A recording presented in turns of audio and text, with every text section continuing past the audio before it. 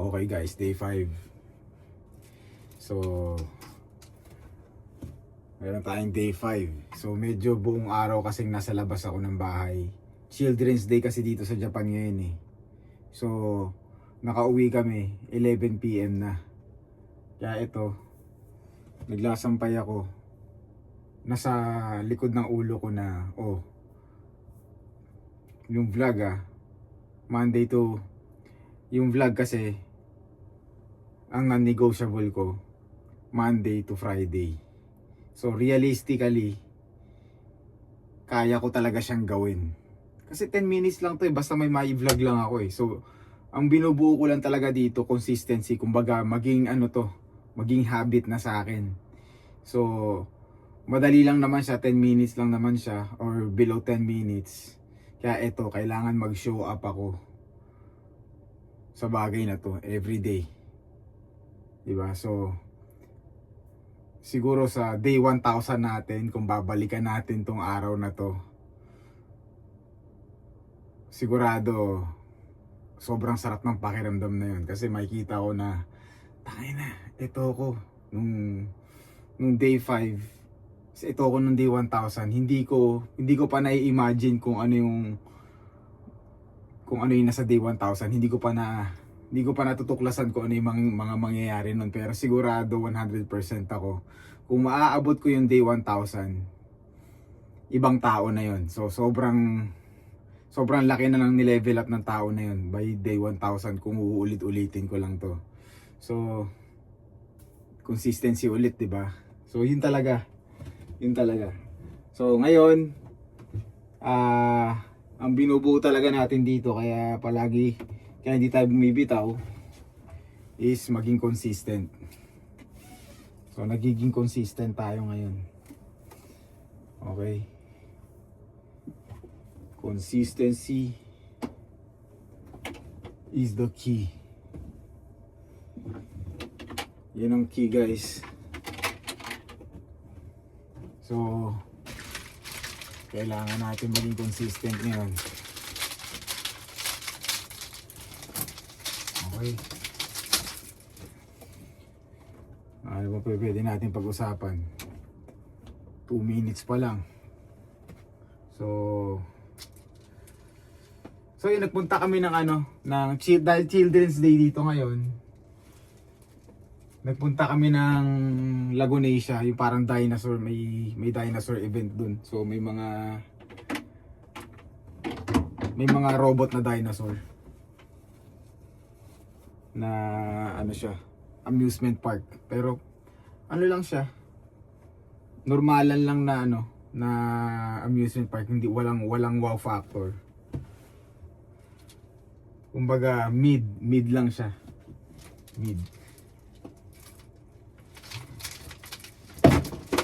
Ay nako, mid. Alam niyo kung kanino ko natutunan yung mid? Kay Mason. Nagulat ako nung ang sa kanya, ang hindi masyadong maganda sa kanya, ang normalan lang sa kanya, ang term niya doon, mid ang term niya doon. Nagulat talaga ako doon. Gumagano na siya, di ba? May pamid-mid ng nalalaman.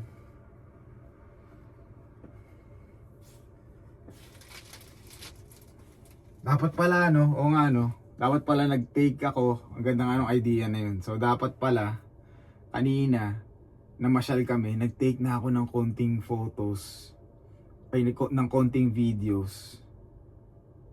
Nag-take na ako ng konting videos, tapos magagamit ko yun sana ngayon. So nung binanggit ko na kumbaga nung dito sa video na to, nung binanggit ko na nagpunta kami ng amusement park, so habang sinasabi ko yun, nagpa-playback yung Okay.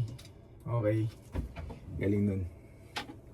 Pwede ko nga gawin yun, Sayang di ako nakapag-take. So, di ba? Day 5 na ginagawa ko to, may natutunan na kaagad ako. Or may natutunan lang ako based sa dahil paulit-ulit ko siyang ginagawa. Dahil paulit-ulit ko siyang ginagawa, nakakahanap ako ng mga mas efficient na paraan kung paano ko siya mas pagagandahin. Kasi nga kahit papaano, 5 araw na akong consistent eh. So, malaking bagay yun. So, 5 araw na siyang hindi napuputol.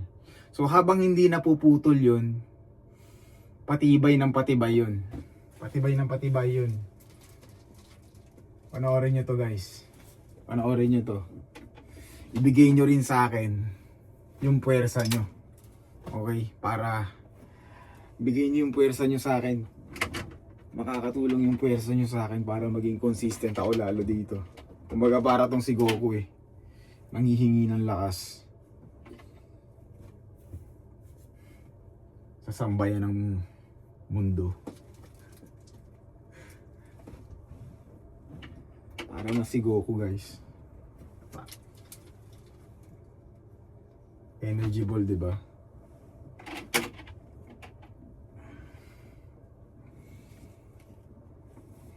Tapos alam nyo ba, itong pagsasampay, ang ganda rin niya eh. Kasi katis ang mukha ng long hair. Ayun. Tinitiis ko lang talaga na na mahaba tong buhok ko. Kasi may gusto akong hairstyle na trip. Trip lang talaga siya guys. Trip lang talaga. Trip lang talaga siya.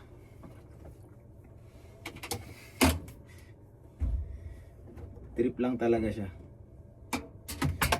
Yung haircut na yun. Ang angas ng haircut na yun guys. So matutunghayan nyo rin yung transformation na yun.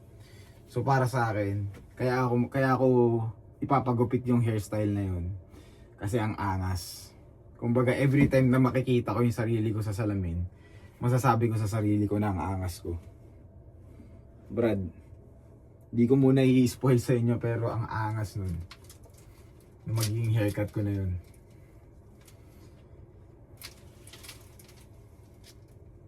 Mga 2 months. Mga 3 months pa. 3 months pa.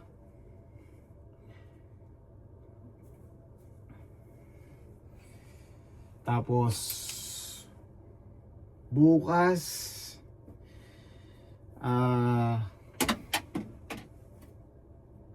tayo ay ano ba ako bukas? Anong training ko bukas? Training ko bukas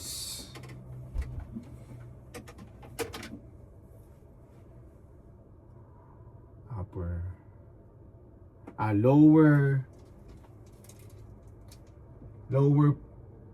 lower pull, upper push. So squat ako bukas tsaka row. Okay. Squat, row,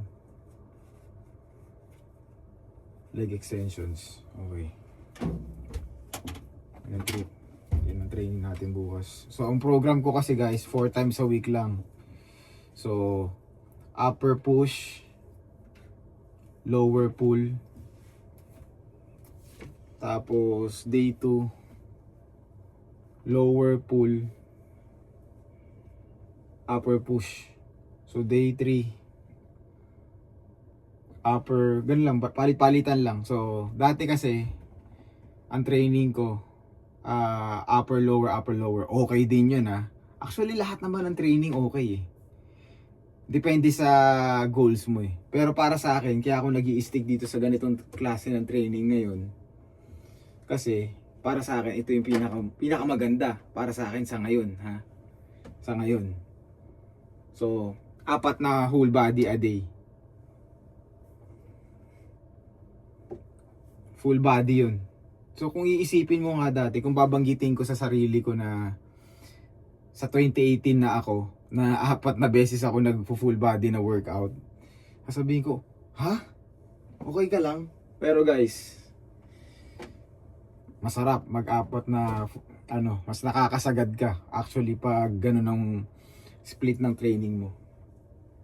Sobrang bait sa katawan. So ako, yung nakaka-recover ako, hindi ko masasabing bugbog ako eh. Kasi alam ko yung pakiramdam ng bugbog na bugbog. Kasi galing ako sa no pain no gain, di ba? So alam ko yung pakiramdam nun eh.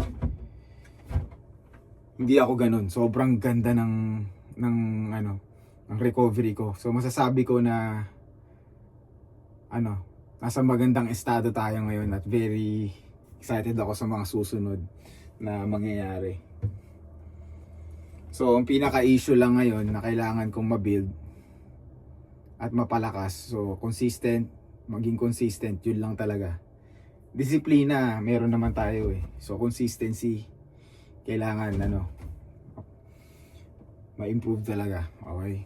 So, 10 minutes na. Day 5, nagawa natin. Paalam guys.